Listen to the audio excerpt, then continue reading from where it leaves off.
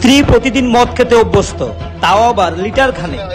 কিন্তু স্বামী বিশ্বজিৎ যদি প্রত্যেকদিন এনে দিতে না পারত, তাহলে স্বামীকে বেদম পেটাতো তার স্ত্রী। দীর্ঘদিন ধরে চলছে এই ঘটনা। অবশেষে স্ত্রীর এই আচরণে বিরক্ত হয়ে গত 10 জুলাই স্ত্রীকে গলা টিপে হত্যা করেছে। এই নৃশংস ঘটনাটি ঘটেছে বামুটিয়া কালীবাজার এলাকায়। স্বামী বিশ্বজিৎ বিশ্বাসের বক্তব্য অনুযায়ী স্ত্রী মদ্যপ, তাই তিনি তাকে গলা টিপে হত্যা করেছেন। এই ঘটনার পর স্বামী গত 3 দিন ধরে পলাতক থাকার পর অবশেষে পুলিশের কাছে ধরা দেয়।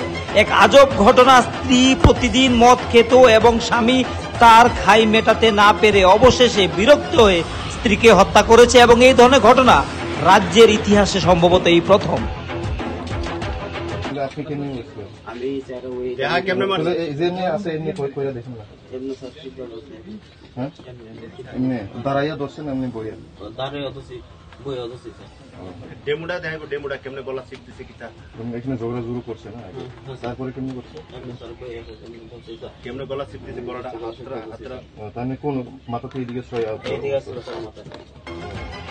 আপনারা স্ক্রিনে দেখতে পাচ্ছেন যেখানে স্বামী বিশ্বজিৎ বিশ্বাস পুলিশকে দেখাচ্ছেন ডেমো করে কিভাবে তিনি তার স্ত্রীকে হত্যা করেছেন, কিভাবে গলায় হাত দিয়ে গলা টিপে দাঁড়িয়ে বসে তাকে হত্যা করেছেন তিনি, এবং যে স্ত্রী প্রত্যেক দিন তার লিটার খানেকের উপর মদ প্রয়োজন, অবশেষে বিশ্বজিৎ বিশ্বাস তিতি বিরক্ত হয়ে তার স্ত্রীকে নিজ হাতে